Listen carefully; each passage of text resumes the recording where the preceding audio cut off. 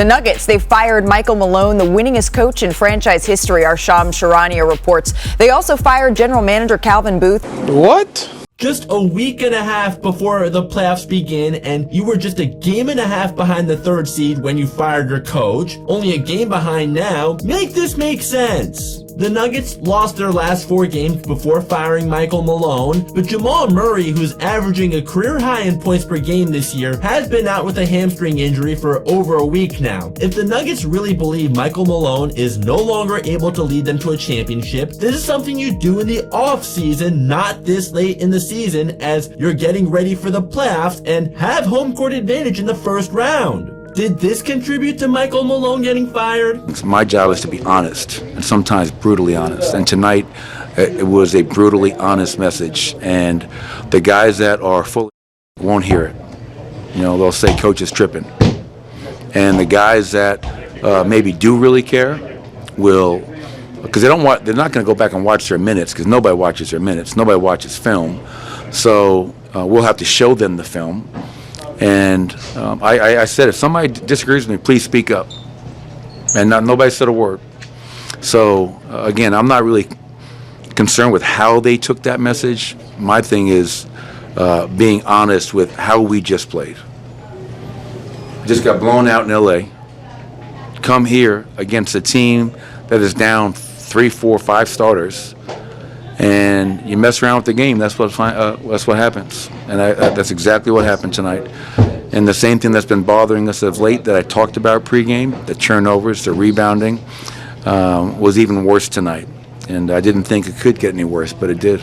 If so, I'd understand a lot more if he name-dropped anyone, because that's never okay for any reason when talking to the media, but he didn't name-drop anyone. What's he supposed to do? Pat everyone on the back after losing to a team that has no shot at making the playoffs? Was it the Nuggets being 21st in defensive rating? Okay, is it Michael Malone's fault that his star player is slow-footed? Is it his fault that Bruce Braun and Kentavious Caldwell-Pope, who were key players to the Nuggets championship defense 2 seasons ago, left in free agency? Or is it his fault that Aaron Gordon missed 31 games this year? Was it Malone in the front office not seeing eye to eye when the Nuggets let KCP walk in free agency and replaced him with Russell Westbrook? And we know KCP is a better fit because of his ability to space the floor, and he doesn't need the ball nearly as much as Russell Westbrook, even though we also know Russ is a penciled-in future Hall of Famer, while KCP is not even close to that. Well, I think everyone was on Malone's side on this one, and even with that being the case, Malone has done the best he can with making good use of Russ. But then again, why wait until right before the playoffs instead of way back when Russ was brought in? Make that make sense. And if it was because he started losing the team by letting Russ get away with too much and the team was just more willing to put up with it when it was Jokic and Murray that he gave passes to, still, not something you do right before the playoffs. When the Grizzlies fired Taylor Jenkins about a week ago, when his team is in position to make the playoffs, in spite of Ja Morant missing almost half the season, we all thought that was crazy, right? The Nuggets pretty much said, hold my beer.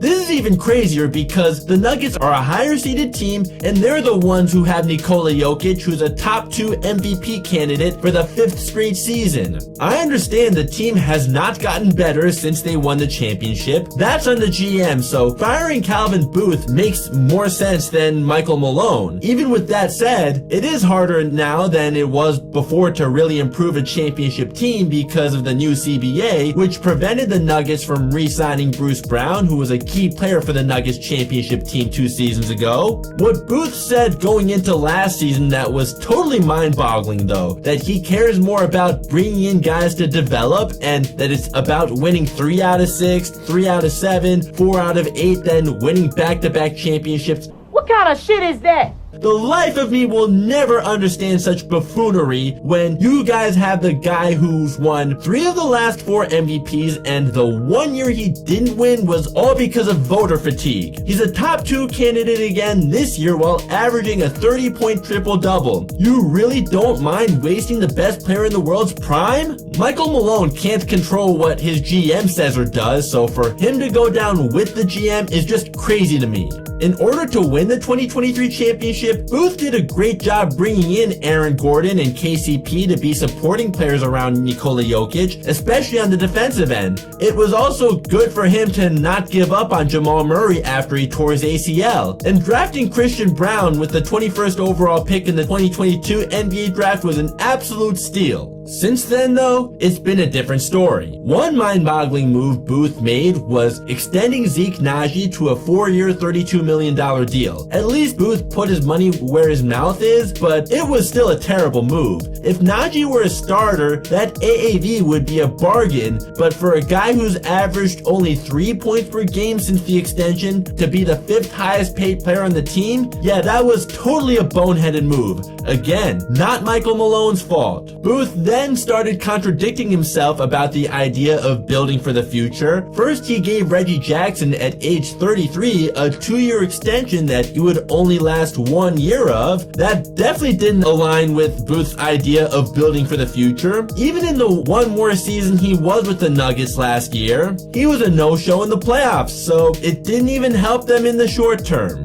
Then he gave Dario Saric, who just turned 31 before this season, a 2-year deal to be the 6th highest paid player on the team. That also definitely doesn't align with what Booth said about developing guys for the future. He's only played 16 games this year and has averaged just 3.5 points per game in those 16 games as the 6th highest paid player on the team. Booth giving Jamal Murray a 4-year, $208 million extension just before this season was also a mistake since he hasn't been available enough. He was phenomenal in the 2023 playoffs, and it was a great story to see him bounce back from an ACL tear that kept him out for a year and a half to being the 2nd best player on a championship team. However, when you happen to play as horribly as he did against the Timberwolves in the 2nd round of the playoffs, as horrible as you were for Team Canada in the Olympics too, and you've missed a total of 38 games since the championship run, yeah, that's Calvin Booth's mistake, not Michael Malone's mistake.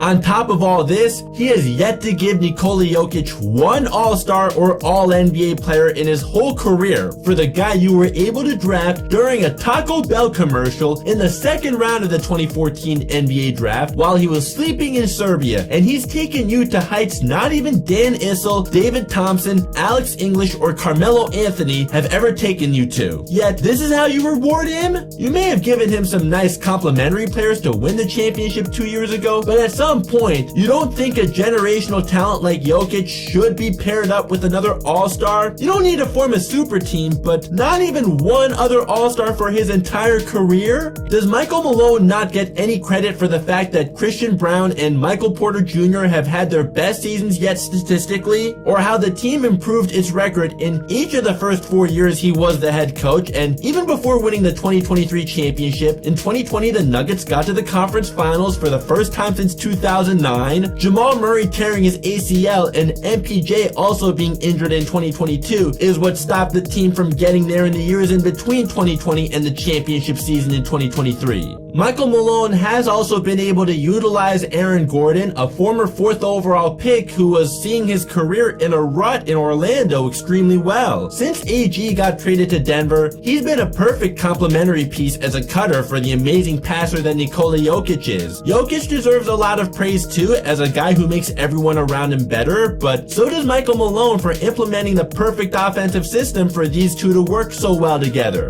And speaking of AG, as mentioned earlier, he's missed 31 games this year, yet the Nuggets would still have home court advantage in the first round of the playoffs if the playoffs started as of the recording of this video. The one move that Booth made since the championship that actually has paid off in more ways than not, maybe not recently, but for most of the season I'd say so, is signing Russell Westbrook to such a cheap contract. Russ's best days may be behind him, but Russ has fit in with the Nuggets way better than expected. Does Michael Malone not get any credit for that?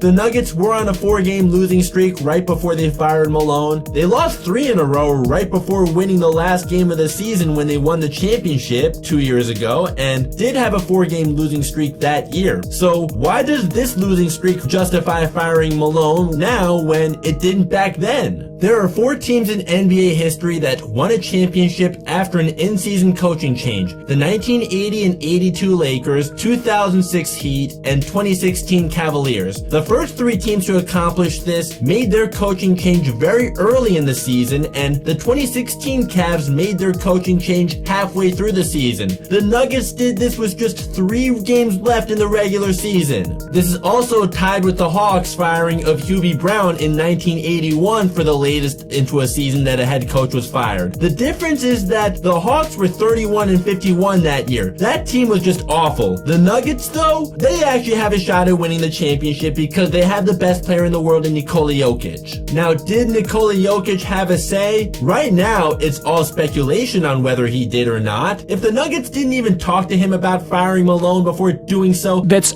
outrageous. This guy who led your team to your only championship in franchise history and is maybe the greatest underdog story ever, this is what you're doing to him? It has also been reported that Jokic didn't formally request for the Nuggets to clean the house, but his frustration with the team may have led the Nuggets to make this move. If that's the case, I would still say do this after you come up short in the playoffs, not right before the playoffs. Even if he demanded it, which I actually doubt because as far as I'm aware, they've always had a great relationship and Malone was a big part of Jokic's development into the player he is now. Still, wait until the offseason. Does anyone really think their interim head coach, David Adelman, who has 0 head coaching experience at the NBA level, will solve any of their problems? Yeah, the Nuggets just beat the Kings after firing Malone, a team that's destined for the play-in tournament. So how about when facing real contenders in the actual playoffs? Now, as much as this was completely unwarranted, Michael Malone will be just fine. It will not be long before he finds a new head coaching job. Malone was fired by the Kings in the 2014-15 season when he actually had them on the right track for the first time in ages until DeMarcus Cousins got injured. Malone proved the Kings wrong by winning a championship with the Nuggets 2 seasons ago. Surely whoever he coaches next will do great things and the Nuggets will also be proven wrong. That's it for this video. What do you make of this bizarre news? Please let me know in the comments.